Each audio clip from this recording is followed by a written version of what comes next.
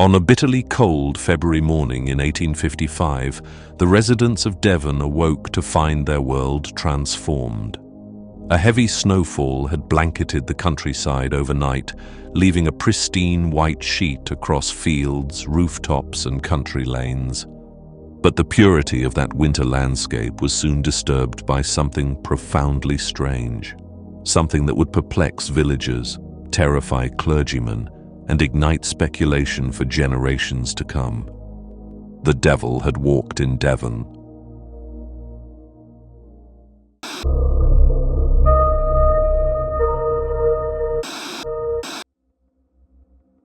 The setting is mid-Victorian England, a time when industrial progress walked hand in hand with superstition. The railways had arrived, but so too had ghost stories. Science was advancing, but not enough to explain everything.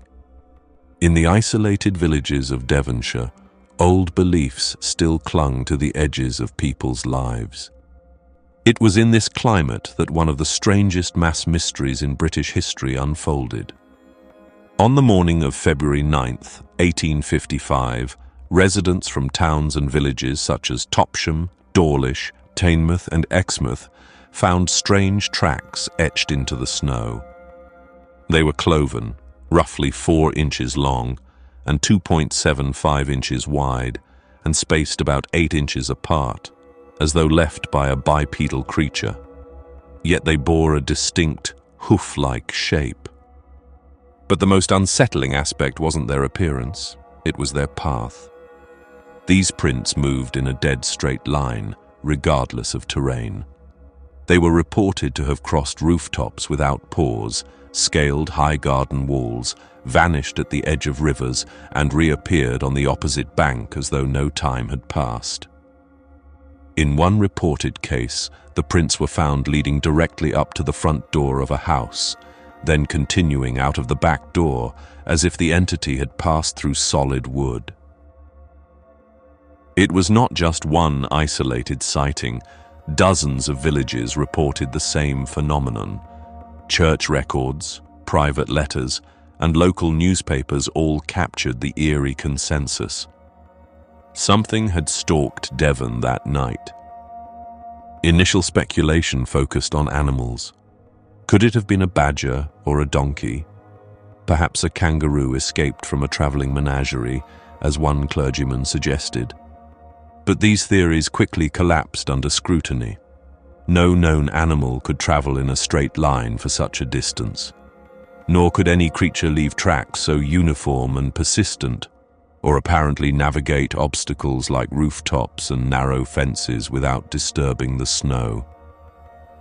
The idea that it was a hoax was also difficult to accept. The sheer scale of the footprint trail, spanning up to 40 or even 100 miles by some estimates, would have required dozens of people working through the night, traversing inaccessible terrain in freezing conditions without leaving any trace of themselves. And crucially, the footprints were found in areas that were, at the time, inaccessible by road or foot without great difficulty. Some of them were discovered in gardens enclosed by high walls, or across the tops of narrow stone walls, where no human could walk without falling. The footprints, impossibly, continued. As panic spread, so too did the stories. In Dawlish, a group of residents claimed the tracks led into a haystack, but there were no tracks leading out. When the haystack was dismantled, nothing was found inside. In another village, the prints were seen going up to the edge of the River Exe, then continuing on the far bank, as though the entity had either walked across the water or flown over it. Local clergymen were quick to connect the phenomenon with scripture. They reminded parishioners that the devil, too, could walk the earth. The fact that the tracks resembled a cloven hoof, long associated with demonic imagery, was not lost on the fearful populace. Newspapers across the south of England picked up the story. Letters poured in to editors from concerned citizens. The Illustrated London News even ran a piece on the mystery. And while the press eventually moved on, the people of Devon did not forget. Theories have abounded in the centuries since.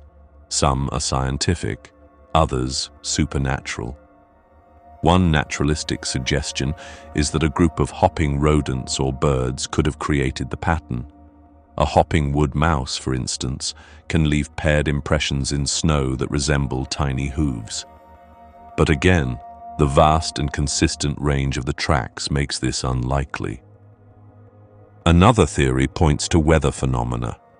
It's been proposed that atmospheric conditions caused unusual snow melting or cracking patterns. But no such phenomenon has ever recreated the depth, symmetry, or vast coverage of the 1855 event. Others speculate that a large balloon, perhaps a weather balloon or even a military test device, broke free and dragged ropes or chains behind it, striking the snow in hoof-like patterns as it moved with the wind. An interesting idea, but one that fails to explain the precision and linearity of the tracks. And then, of course, we return to the original explanation, the devil himself, or at the very least, something that walked unseen among the sleeping homes of Devon. What makes the devil's footprints mystery so enduring is not just its strangeness, but the breadth of its documentation. Unlike many folklore legends, this wasn't a single tale passed down orally. It was a shared event, recorded independently by dozens of witnesses across a large geographical area. The prints were seen, measured, traced, and then just as suddenly they disappeared. No repeat event has ever matched its scale. No conclusive explanation has ever stuck. Even today, some locals still speak of that night, recalling the tales that have been told through the generations, forefathers waking to find tracks outside their doorsteps, of the eerie stillness in the air, of the sense that something had passed through, not just through snow, but through the veil that separates the ordinary from the unexplainable. The devil's footprints remain one of Britain's most peculiar, unsolved mysteries. A tale suspended somewhere between folklore and fact, where the footprints of fear march through history, and where belief, disbelief, and wonder all walk together. What left those tracks? We may never know. But if you ever wake to fresh snow outside your door, take a moment, look closely, and remember Devon, 1855.